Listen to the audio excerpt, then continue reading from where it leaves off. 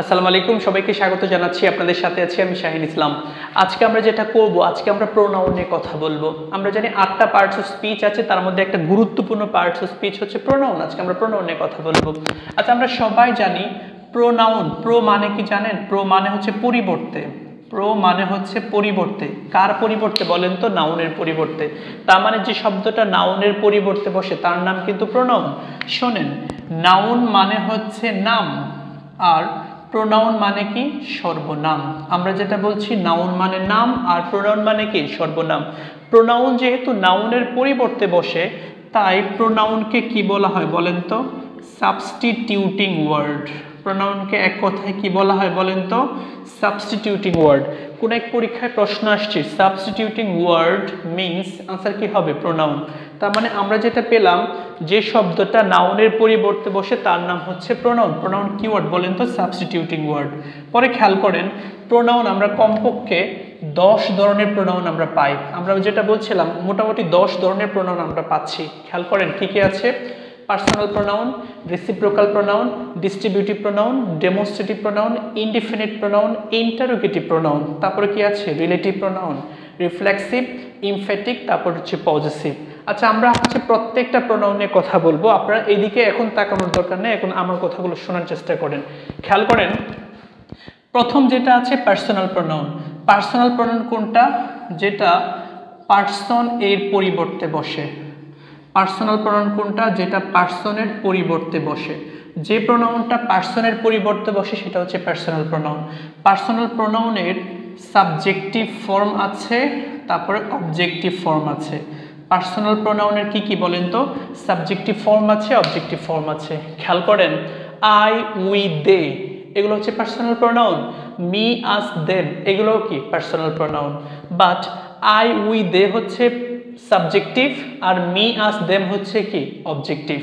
Subjective pronoun সাবজেক্টের জায়গায় বসে, আর অবজেক্টিভ প্রোনাউন কি? অবজেক্টের জায়গায় বসে। এগুলো যেহেতু অবজেক্টিভ প্রোনাউন, এটা বসবে কোথায়? অবজেক্টের জায়গায়, তার মানে ভার্বের পরে বসবে। আর এরা যেহেতু সাবজেক্টিভ, এরা বসবে কোথায়? সাবজেক্টের জায়গায় বসবে।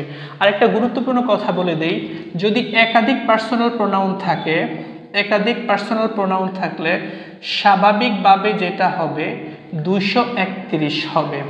আর দোষ বোঝাতে হবে 1, 2, 3।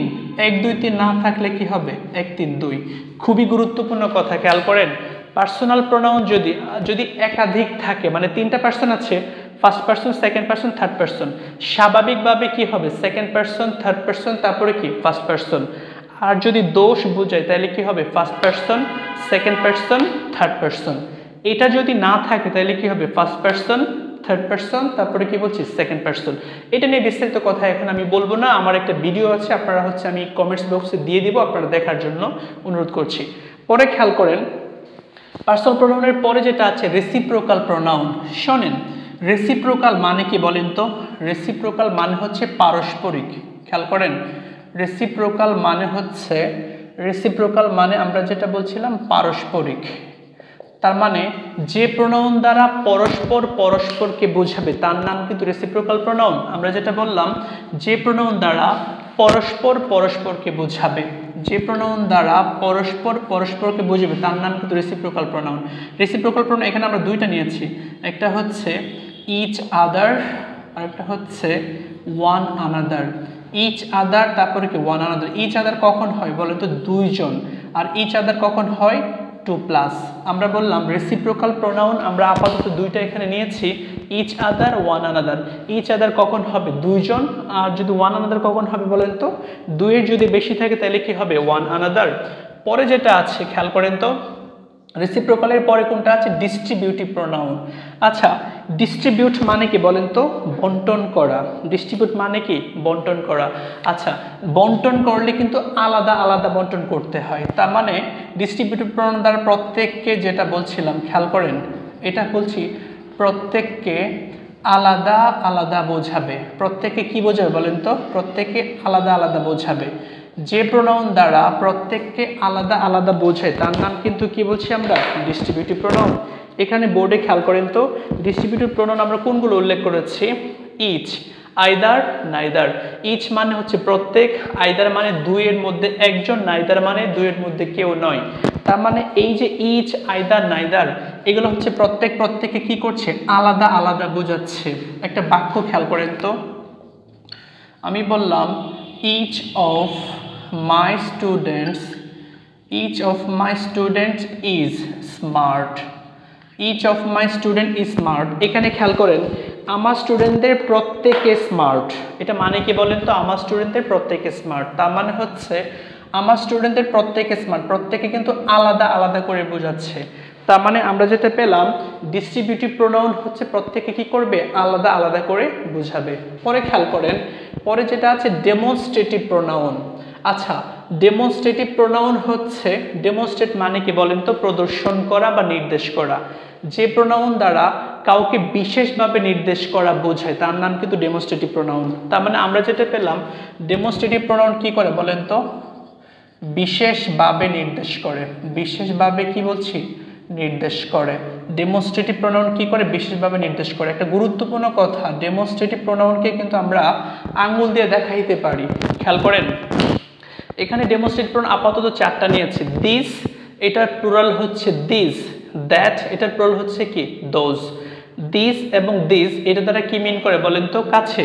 আর দ্যাট এবং দোজ দ্বারা কি মিন করে, দূরে। আমি যদি বলি খেয়াল করেন দিস ইজ আ মার্কার, আমার হাতে কি আছে বলেন তো, দিস ইজ আ মার্কার। পরে যদি বলি আমার মাথার উপরে কি আছে, দ্যাট ইজ আ ফ্যান। আমরা বললাম ডেমনস্ট্রেটিভ প্রোনাউন হচ্ছে এটা দ্বারা কাছে বোঝায়, এটা দ্বারা কি করে দূরে বোঝায়। দিস এবং এটার প্লুরাল হচ্ছে কি দিস, এটা দ্বারা কি বোঝাবে, কাছে। দ্যাট এটার প্লুরাল হচ্ছে কি, দ্যাটের প্লুরাল হচ্ছে যেটা বললাম দোজ, এটা দ্বারা কি মিন করবে, দূরে বোঝাবে। সো আমি আশা করব ডেমনস্ট্রেটিভ প্রোনাউন আপনারা বুঝতে পেরেছেন। পরে যেটা আছে ইনডেফিনিট প্রোনাউন। আচ্ছা, ইনডেফিনিট প্রোনাউন, ইনডেফিনিট মানে কি বলেন তো, অনির্দিষ্ট। তার মানে যে প্রোনাউন দ্বারা অনির্দিষ্ট কাউকে বোঝাবে, অনির্দিষ্টভাবে বোঝাবে তার নাম কিন্তু ইনডেফিনিট প্রোনাউন। আমরা যেটা বললাম ওয়ান, তারপর সব ওয়ান বডি থিং, মানে যত ওয়ান আছে, যত বডি আছে, যত থিং আছে।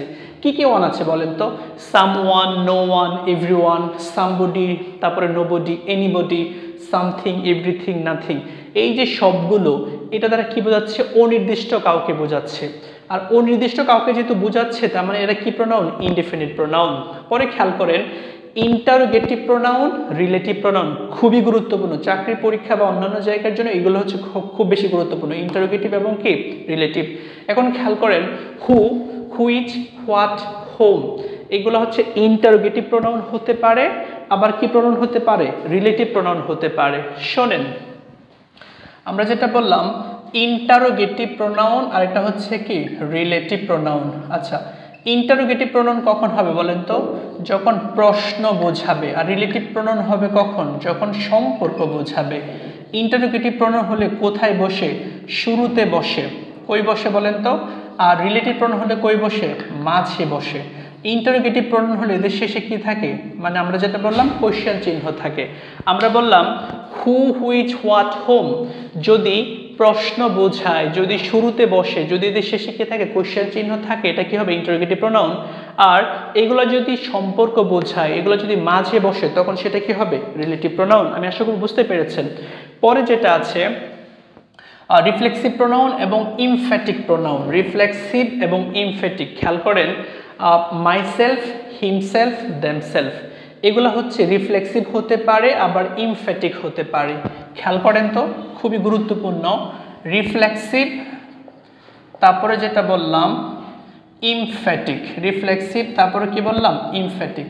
শোনেন এটার প্রথম বৈশিষ্ট্য হচ্ছে পার্সোনাল প্রোনাউন। আমরা যেটা বললাম পার্সোনাল প্রোনাউন প্লাস সেলফ অথবা কি বললাম সেলফস, মানে পার্সোনাল প্রোনাউনের সাথে যদি আমরা সেলফ অথবা সেলফ যোগ করি তাহলে যে প্রোনাউনটা হবে সেটা রিফ্লেক্সিভ হইতে পারে, আবার কি হইতে পারে, ইমফ্যাটিক হইতে পারে।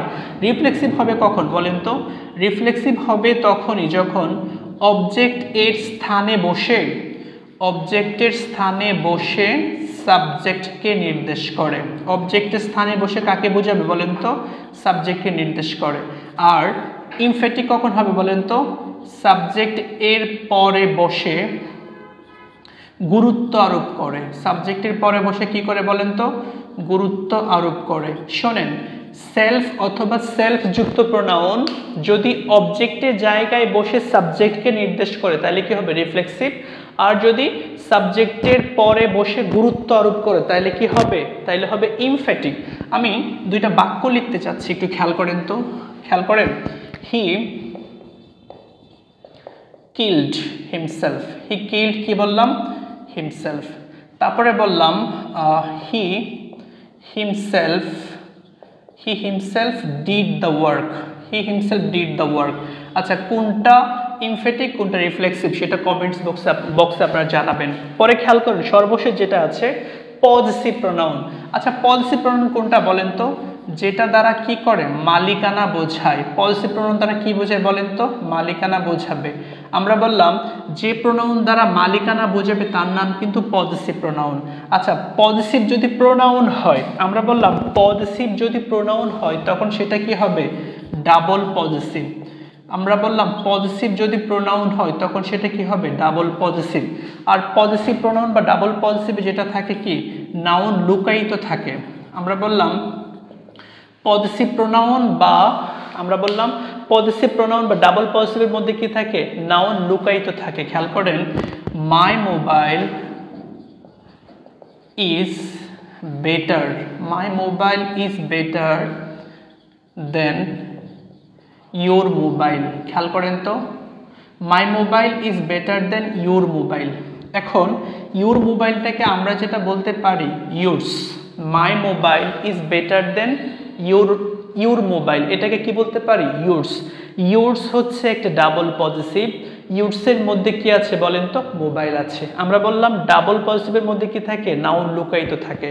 সো আমি আশা করব আজকের সেশনের মাধ্যমে আপনাদের প্রোনাউনের বিষয়গুলো মোটামুটি ক্লিয়ার হয়েছে। আপনারা একটা স্ক্রিনশট নেবেন এবং ভিডিওটা আবার প্রয়োজনে দেখবেন, তাহলে আপনাদের সমস্ত বিষয়গুলো ক্লিয়ার হবে। আপনাদের প্রতি রিকোয়েস্ট থাকবে আমার channel English technique with Shahin channel subscribe করার জন্য। ধন্যবাদ সবাইকে, আল্লাহ হাফেজ।